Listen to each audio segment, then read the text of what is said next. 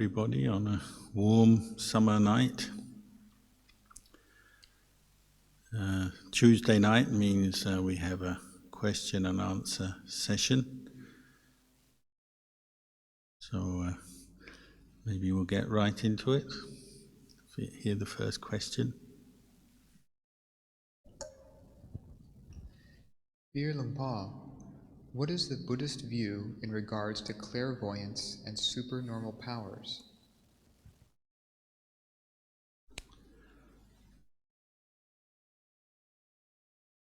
Well, the Buddha, in describing the development of the human mind, did mention that some of the results of training the mind in samadhi, particularly developing fourth jhana, and then one can develop what we call the abhinya, special knowledges, psychic powers, including things like knowing the future, reading, being able to read other people's minds, see beings in other realms, and so on. So he did mention these things. And in the modern era,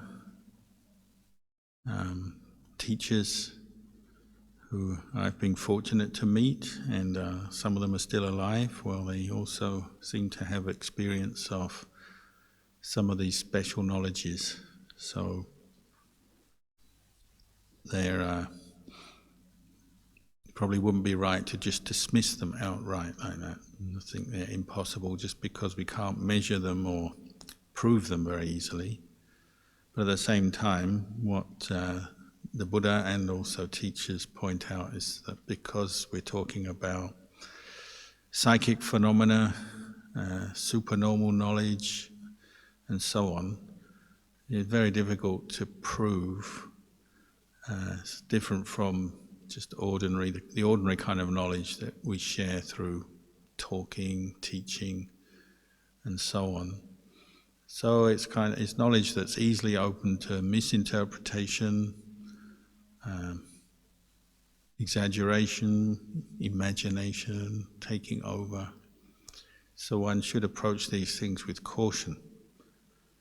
So for a Buddhist monk, as we develop meditation, it may be possible that one develops certain psychic ability, but we're not allowed to display it. We have rules to prevent us from displaying it or making claims, showing psychic ability, psychic powers.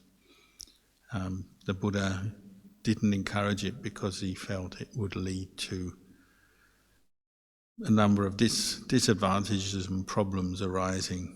So maybe a monk might become more interested in displaying psychic powers than really practicing to end the causes of suffering, greed, anger, and delusion, and removing them from the mind. Maybe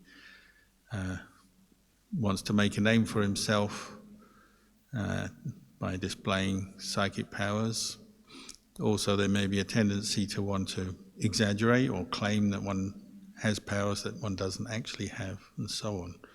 And then, of course, people, sometimes they believe you, sometimes they don't. People are skeptical.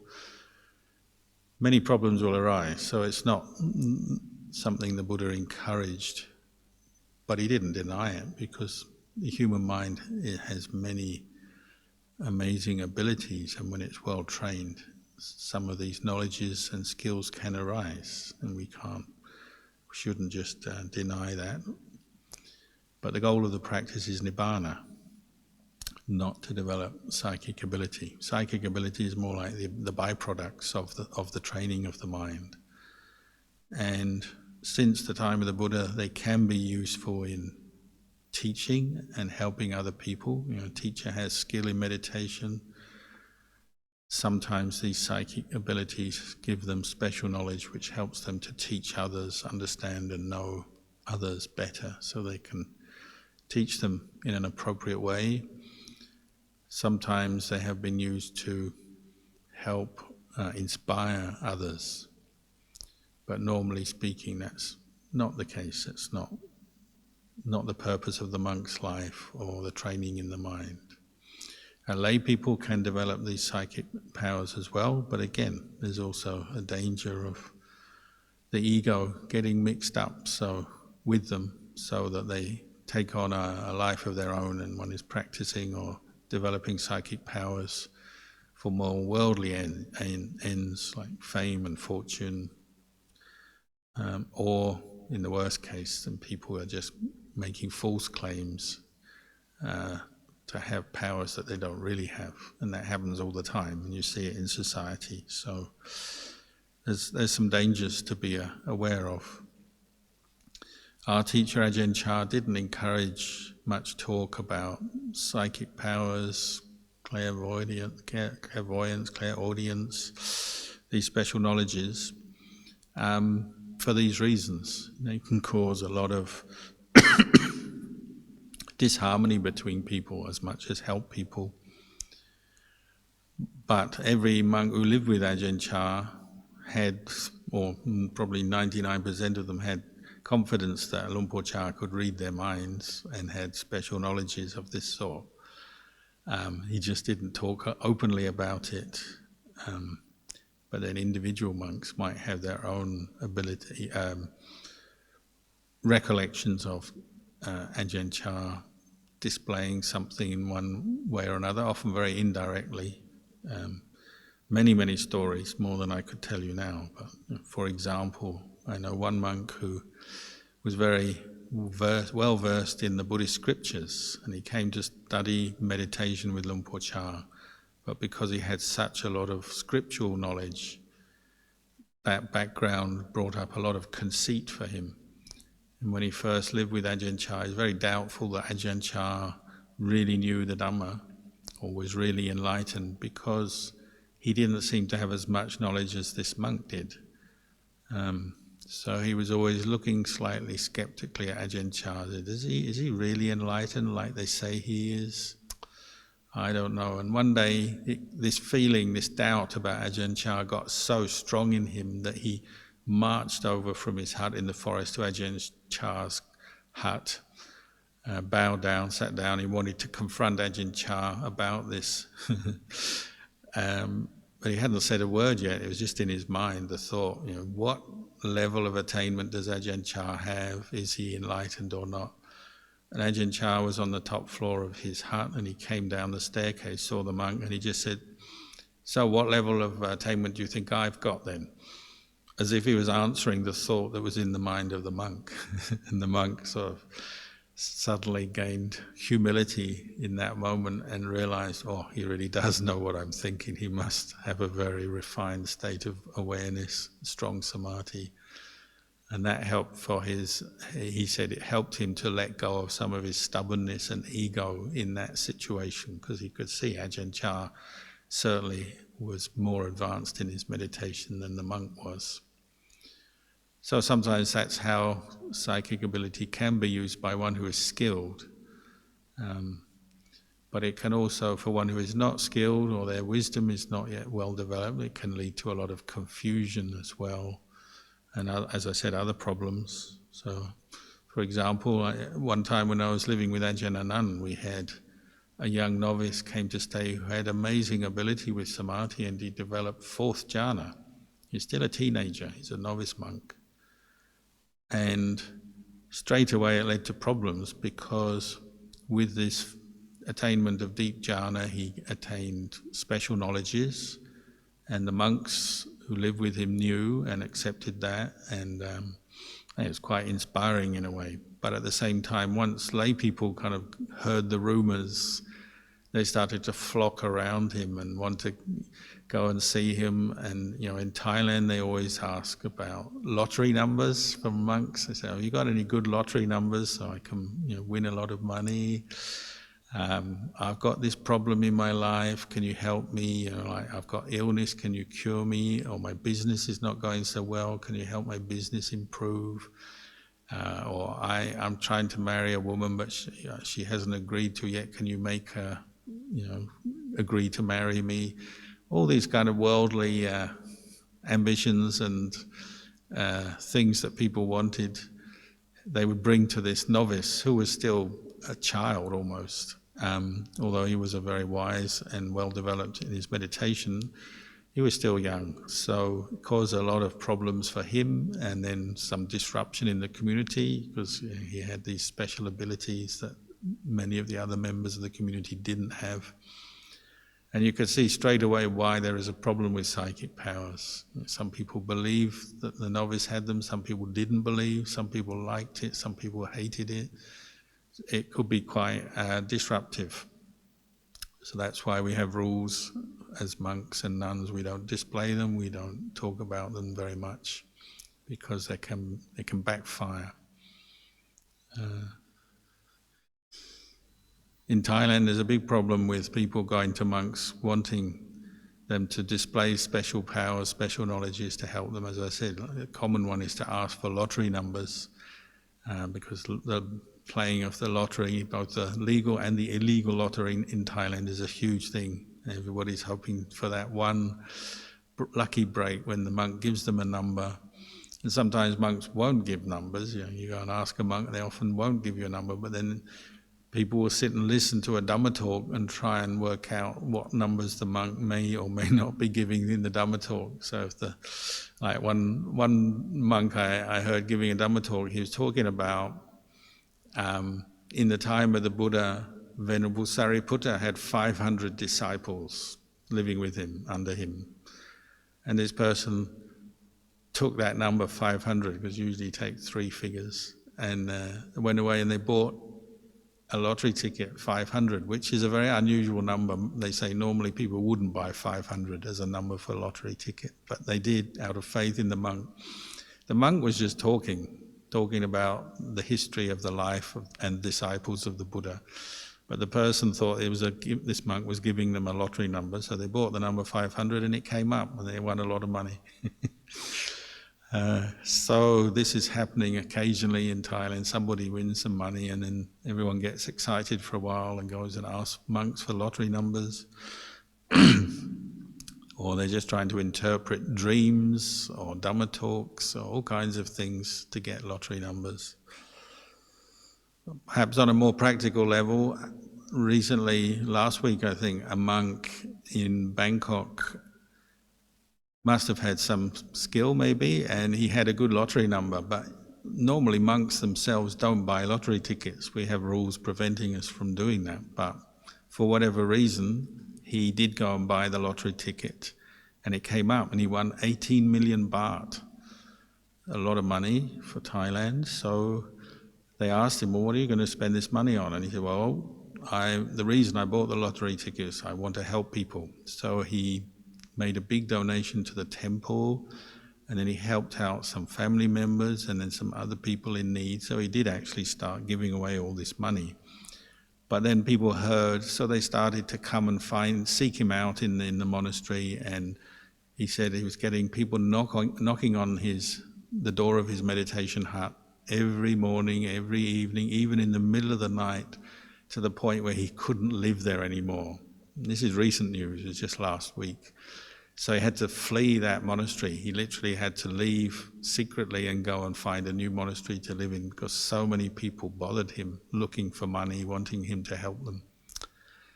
So be warned, if you're going after lottery numbers and you win, it may backfire and you end up not getting any peace and quiet. Maybe not winning the lottery is better for the practice.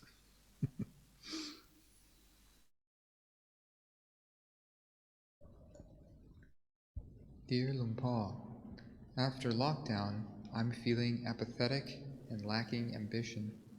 What shall I do about this? It's probably quite a common experience, because lockdown and the events of the last year have been so unusual and extreme, affected people's lives in so many ways. It's not surprising that people have different feelings and experiences coming out of lockdown. I mean, if you've lost your job, quite natural you might feel really down or unenthusiastic about life. Or if you just got used to staying at home, not going anywhere, you've cancelled all your holidays, you haven't been going out socializing, meeting people, doing things that you're used to, sports, and exercise and so on, then you might feel quite apathetic. Your muscles atrophy, don't they? You haven't been going to the gym or walking around, so your muscles are not feeling active physically, you don't feel so good. Maybe you spent too much time watching movies or playing video games or sticking to social media. So you've got to come out of that. So in terms of Buddhist practice, well, like any other experience you have to use it as a way to understand the Dhamma and see, well, as human beings we act according to habits often, so if our habits change in an extreme way, well, that will bring up reactions in the mind, moods, and then we'll get caught into new habits. So maybe the new habit is not going out, not doing certain activities you used to, and you might feel a bit lost, like so many things have been cut off from your life that before you were just doing habitually. You had all kinds of plans that you were going along, acting according to those plans, and then suddenly that's cut off. Well, you might have a certain numbness, or you feel stagnation in your life for a while. So you're going to have to be patient with that and relearn how to set up your life post-lockdown. And then maybe some new things, new experiences. Maybe if you have lost your job, well, that's quite a big change. But even if you still got your job, maybe you were working from home, you're going to go back to work from another place. You're going to have to travel more, drive more, get used to traffic jams more. So you have to adjust, but you have to try and take it as part of the practice and practice mindfulness and awareness of how you feel, your thoughts, what your desires, what particular desires and attachments are coming up for you.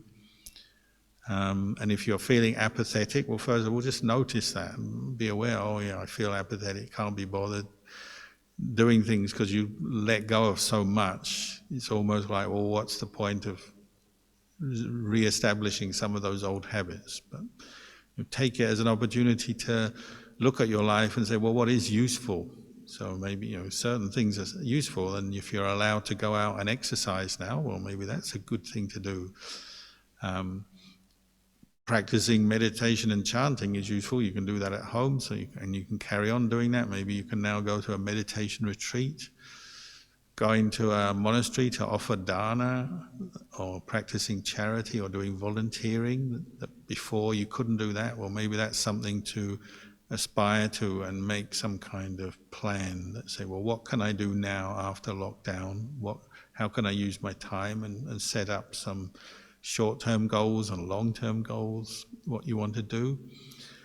But maybe also use it as an opportunity to shed some bad habits or things that weren't really that necessary in your life that you were doing. Maybe there's some activities that you can afford to just let go now, but put your effort into more useful ones. But you're going to have to be patient as you re-emerge from hibernation, from lockdown, and set yourself goals every day. What are you going to do? How are you going to spend your time? How are you going to spend your time to do more good for yourself, for others? Practice more for yourself, do things that are useful for others. And that includes, if you're able to go out to work, earn money, well, do that. Carry on earning money for your family. How are you going to spend your money? Now you're able to go shopping more easily. Don't waste all your money buying unuseful or things that are not really beneficial for you. Learn to budget, use your money wisely, save some for a rainy day, use some for charity or helping others, use some for the family. Take it as a time to relearn certain things about yourself and about your lifestyle, and maybe even lockdown can be a stimulus to improve our lives as we look more closely at how to spend our time and what's important. What things can we do that are in line with our values? What do we value in life? Maybe being kind, helping other people, and developing some physical well-being through exercise, mental well-being through meditation and learning Dhamma, listening to Dhamma.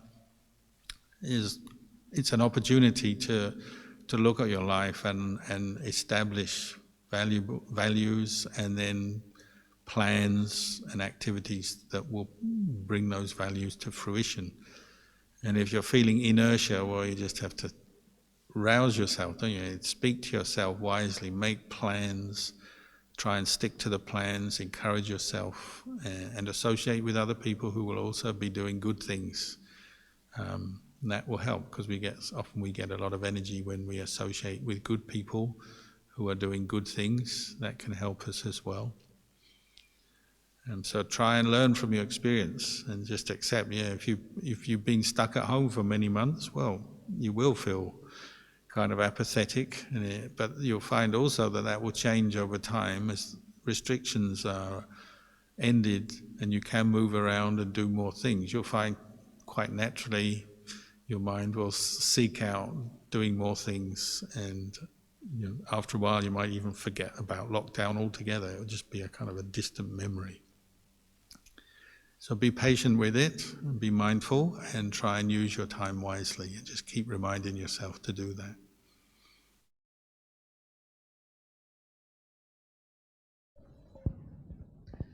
Dear Ajahn, I was listening to your talk on Saturday night, and someone was asking about being reborn as an animal. As you know, I have 2 cats, and I often wonder what they did wrong in their past lives to be born as an animal, but also probably they did right to then be looked after by me, and I totally care for them and pamper them and give them a good life, and they don't suffer like stray cats who are hungry, cold, and not in a safe environment. So I was wondering if there is anything I can do to help them to be reborn as a human in their next life. Or is this something that karma will just have to run its course for them? I often share merits and metta with them, and when I sit and meditate or listen to the Dhamma, they are usually next to me, but I know their mind won't be able to comprehend. I've Googled this as well, but haven't found much information. We finally found something that Google can't answer. Well, yes, animal realm is considered a lower realm, not an ideal rebirth, a rebirth of suffering. So you would say, yes, it probably is the good karma of the cats and pets that have kind owners that look after their needs. That's their good karma.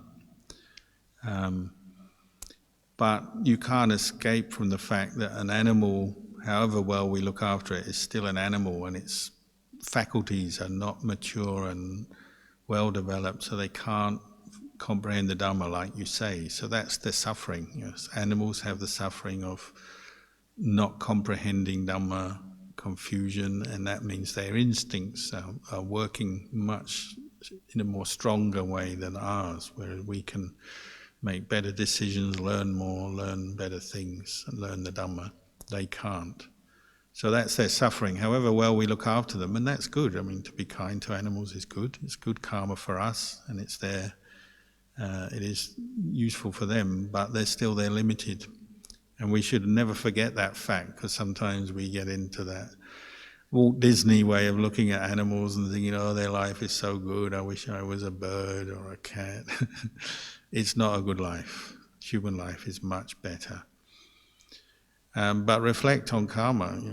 Like Lumpur Man, he was asked by the monks if he'd been an animal in a past life, because he could remember past lives, and he said, yeah, I was a dog for 500 lives, approximately. And so one of the monks said, why did you stop being a dog? And he said, his answer was, I got tired of being a dog. Which you could say in another way is the karma of being a dog wears out, because it's a realm of suffering. You might, even if you love dogs and you find them sweet and charming and friendly, they're suffering because they don't understand Dhamma. They get angry, they get afraid, they get greedy, they're prey to their defilements even more than we are. So it's a lot of suffering. So he said he got tired of the suffering of being a dog. And he said when he first was reborn as a dog, he liked being a dog. So he had 500 lives to go through as a dog to wear off that liking and attachment for being a dog. till he finally could see, oh, it's suffering. And that karma lifted, and then he was reborn as a human.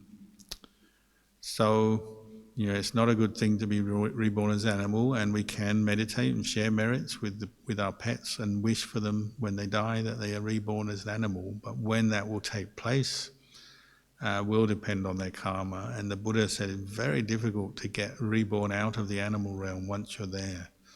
It's not like, just one life as an animal and then human. It could be hundreds and thousands, who knows, countless lives before they're reborn as a human. So it's not something that we should aspire to. Why do people get reborn as animals? Well, they lose their humanity in one way or another. They break the precepts, they hurt others, they dull their mind in one way or another, so that at the moment of death they've lost their humanity, and that is what leads them to be reborn as humans, as animals. Occasionally you hear stories about animals being reborn in a better place, like in a heaven realm or a human realm, because animals occasionally do make exceptionally good karma, but I think this is a very small minority of animals. Mostly it's not. One story comes to mind is Lumpu Supha, who lived to about 118 years old. He died a couple of years ago. Very venerated old monk living in Thailand.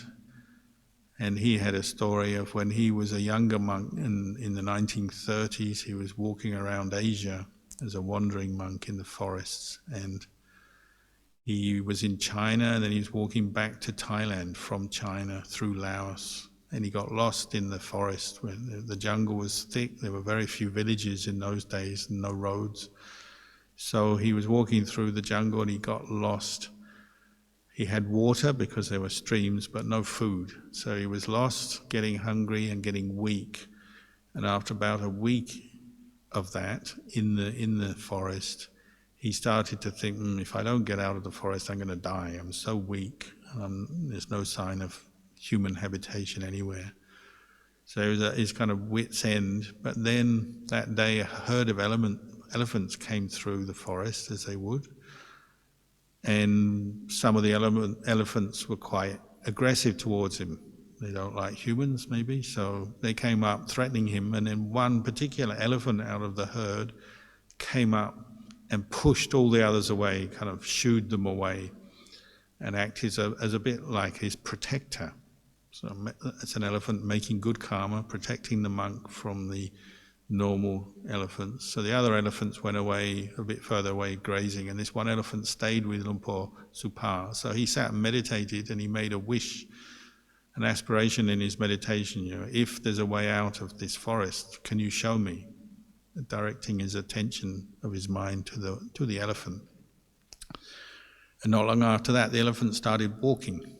It separated from the main herd, started walking through the forest, so he thought he's got nothing to lose, he'll follow it. So he followed the elephant, I believe for many hours walking, until eventually it came to a clearing and there was a sign of human activity. People had been working fields. In those days, often the fields were just clearings in the forest. And from the fields he could see a track, and he could see it would lead to a village. So the elephant had helped him to find a way to human habitation that would save him. So he noticed the elephant stopped. As soon as it reached the cleared area of the fields, it wouldn't walk further, perhaps because it was scared, aware that humans could be aggressive towards it, so it stopped. So he realized he's going to have to separate from the elephant, but he had great gratitude to the elephant for getting him to that point.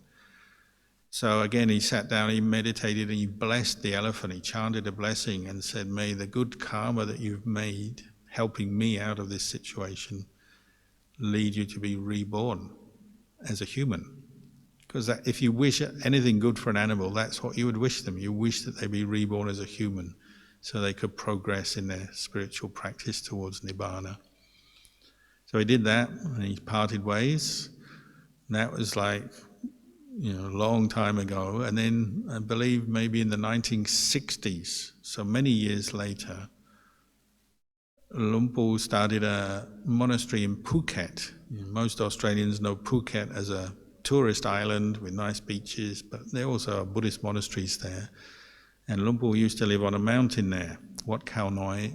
When I first met him, he was still living there. Later he moved elsewhere, but he was living on this hillside, forested hill on the side of Phuket Island. And when he first started that monastery, there was one day a young man walked into the monastery inquiring about becoming a monk.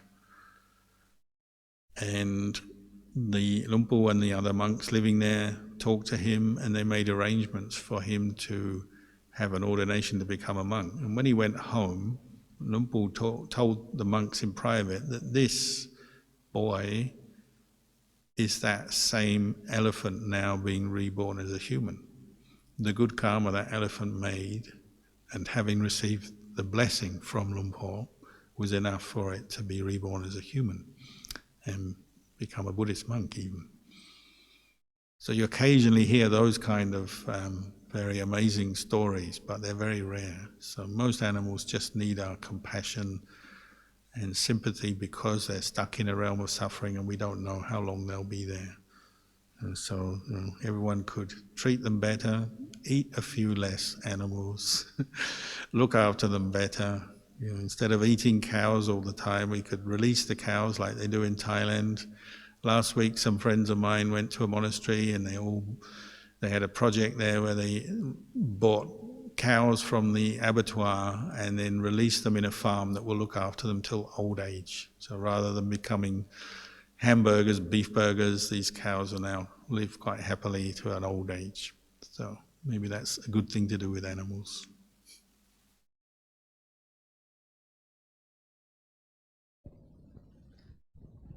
Dear Ajahn, how do you choose a Buddha statue and set up a shrine at home? What are the things we need to look for? Are there any rituals or prayers that need to be done or to do so? Well, it is a very good thing to do if you have faith in the Buddha Dhamma Sangha and you're practicing regularly, to set up a space, a corner, a space, or even a whole room, if you're lucky enough to have a room spare in your house for the practice of Dhamma. So many Buddhists do this. They find the right corner, and that might be, ideally you get it facing east. You put your Buddha statue or picture of Buddha facing eastwards. It's not always possible, so if you can't face east, northeast or north will do, even west will do. But ideally towards the east is the best direction. It's the direction the sun rises, and just maybe psychologically there's something good about that direction. So the ideal direction for a Buddha statue or a shrine to face is eastwards. But even more important than that, it should be a place where people are not going to disturb it. So it's not a place people are going to put their hats down or their coffee cups or other clutter. A shrine, whether it's just a single Buddha statue or a number of items on a shelf or on a properly made wooden cabinet. It should be a place of reverence, respect, ideally, because that will help you to have that respect and recollection of the Buddha and the qualities of the Buddha. So you don't want it to be a place where other things are put, like just casually clothing or books or something. So try and have a separate shelf for a Buddha statue or a picture of Buddha.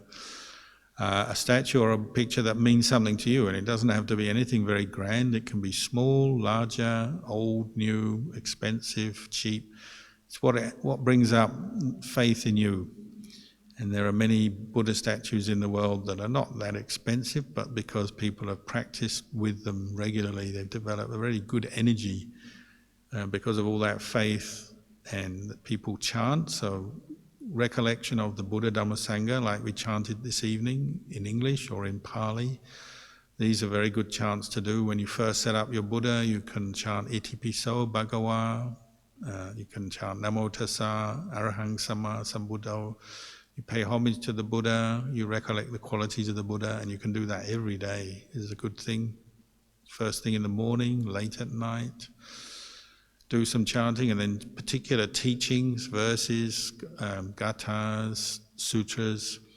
You can chant them in front of your statue, you can meditate in front of your statue. So some people have a whole room for this, some people just have a corner of a room. One of the things in Thailand that's important is you don't want to be pointing your feet at the Buddha statue, because feet are considered low, dirty, because they're on the ground.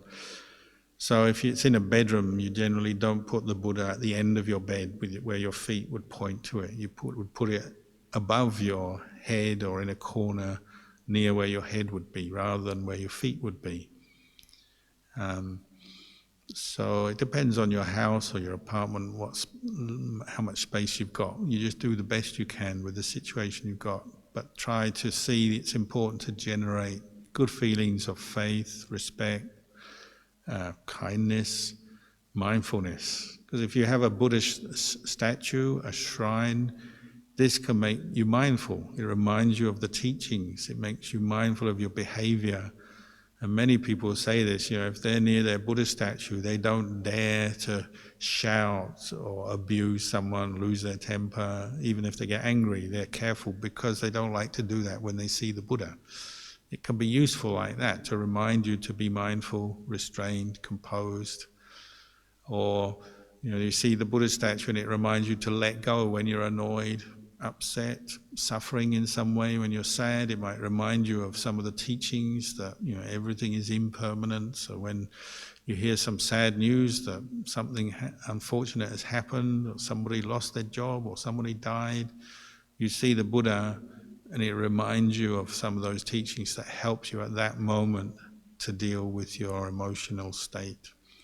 So it is useful to have a shrine, a statue in your house. Set it up nicely in a way that you're comfortable with, and this can really help your practice. And if you go and meditate there regularly in that spot, often you'll find when you sit down in that spot, straight away you get peaceful, because you've done it so many times. Your mind inclines towards peace and mindfulness when you're in that area, in that spot.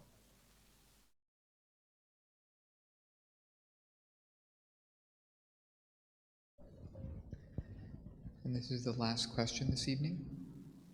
Dear Ajahn, I was wondering if there are any cases where the Buddha or senior monks didn't allow lay people to become monastics. Where is the spirit to try and see for yourself and see if it works for you?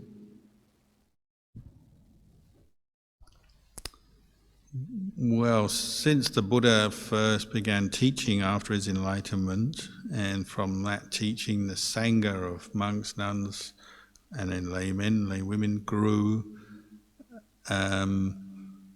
there's been a procedure that has developed how to ordain Buddhist monks, which has been handed down till today. We still have that ordination procedure. And part of the ordination procedure for a Buddhist monk is you're asked questions about your suitability to be a monk. And through different experiences and events happening, various rules came into existence for the monastic Sangha, and in terms of how to ordain, who can be ordained, and how it's done. And so various rules came about. One is that we can't ordain somebody younger than 20 years old. If you are ordained younger than 20, you can become a novice monk, but you can't become a full Buddhist monk. You also have to be fit. So there's a number of illnesses and diseases that were mentioned in the suttas that prohibit if one has them. They're so serious that if one was to become a Buddhist monk with a serious illness, one would become a burden on the community. You had to look after you. Maybe you couldn't fulfill the duties, keep the rules if you're that ill. So it wouldn't be wise to ordain somebody who's already seriously ill. That's different from somebody who's become a monk and then over time maybe they become ill. That's different. But somebody who's already ill, you probably would see it's not wise to ordain them until they've either healed, cured, or they're stronger. So there's a number of reasons we're not allowed to ordain people. One of them is illness, age. Could be if somebody was being chased by the law, the police, for some reason, unfinished business there, they've broken the law, committed a crime, and you're wanted. It wouldn't be appropriate to ordain someone who's wanted by the authorities. somebody who had outstanding debts and there were debt collectors waiting to get them to pay up. It wouldn't be appropriate for a monk to have that problem or bring that problem into the Sangha, so they shouldn't be ordained. In the time of the Buddha, there's a number of cases of monks who weren't being ordained, candidates who wanted to be monks but weren't allowed to ordain. So one of them was the householder Jitta, who actually had a lot of faith, sought ordination, became a monk, then had doubts, disrobed. This went on 6 times. And on the 7th time, so he'd become a Buddhist monk 6 times and then disrobed out of his doubts. The 7th time he came to the Sangha all said, "Oh, not this guy again, we've ordained him 6 times, what's the point, we're not going to ordain him now, we've given him too many chances already." But the Buddha made them ordain him the 7th time. They said, no, he's ready to do it now. And everyone disagreed and said, no, 6 times is already too much. He's clearly not ready, his mind is not firm.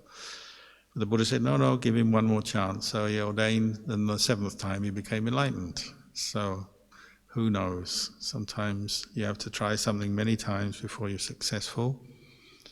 Or there was another older Brahmin who used to hang around in the monastery as a layman, and his inner ambition was to become a Buddhist monk, but nobody would ordain him because he was so old, frail. All he could do was kind of hang around doing a bit of weeding on the pathways, doing a few minor jobs, collecting the leaves, weeding, collecting up some rubbish. He couldn't do much, he didn't know much, he couldn't chant. So he was looked on as like somebody who was very weak and had no skills to offer, not really an appropriate person to become a Buddhist monk, and he was very old. So he asked to ordain, they said no, everyone said no. And then the Buddha, in a meeting of the monks one day, said, "Oh, this old Brahmin, he wants to become a monk. Will anyone take him on and be his teacher?" And nobody would. They all felt he was past it, too old, too weak, not up to it, not mindful enough. So the Buddha, out of compassion, thought, is there a way we can help this old man? So the Buddha said, well, has this old man ever helped any of you? He's asking for your help now to become a monk. Has he ever helped any of you in the past? And I think it was Sariputta said, yeah, I remember once upon a time he gave me a spoonful of rice during my alms round. And out of gratitude, I have to admit, I do have a gratitude towards him, so I'll take him on as my student. So they did ordain him. For one spoonful of rice, of gratitude for that, they agreed to take him on as a monk. So the general attitude is to try and help people get to the point where they can become a monk. Occasionally there are quite difficult obstacles to overcome through age, illness and so on, but generally you encourage people to see what they can do. And if somebody isn't able to become a monk, they can still practice as an 8 preceptor, maybe still live in a monastery. That's quite common as well.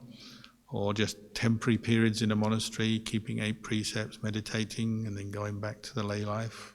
That's not an unusual situation. So you just practice the best you can with the situation you're in. If you can ordain, you're ready to ordain and your mind is firm in the commitment, well, try the ordination. If not, you can ordain as an 8 preceptor, is also possible. Or as a layperson, keeping the 5 precepts and occasionally on retreat or when one has time, take up the 8 precepts. Some people, they actually become mentally like a monk, even though on the outside they're still a man or a woman living in the world, but mentally on the inside they're already like a monk. In the forest tradition, Ajahn Chah and other teachers talk about this, how people have still got some worldly responsibilities and duties, maybe family, work, maybe they have parents to look after, kids to look after. They have certain duties that they don't feel they're ready to put aside, but they're practicing the Dhamma, they're keeping precepts, meditating every day, and their mind has become very refined. They have a very refined awareness of good and bad karma, a conscience, sense of an awareness of staying away from making bad karma. They have sense of restraint, mindfulness, awareness. They meditate, they maybe attain quite deep states of meditation even. So on the inside, their mind is like a monk. On the outside, they may still appear like an ordinary layman or laywoman. But on the inside, the mind is like a monk. There are these people who are already as if a monk, even though they're living in the world as a layperson. And in the time of the Buddha, we have people like that, Visakha and Atapindika and other lay practitioners. They were given great respect and looked on as though they're like monks, although on the conventional level they're not monks. They're not wearing the robes, they haven't gone through the ordination, but mentally they're very refined and well-developed practice, and their minds were like the mind of a monk. So, hopefully, I think that was the last question, so hopefully said something of use this evening, but we'll encourage you all to keep up your practice, keep studying, keep practicing meditation, learning the Dhamma. I think you'll find over time this brings you more happiness, more insight, more peace. Handamayang Dhammakataya Sadhu Karang Dadamase Sadhu Sadhu Sadhu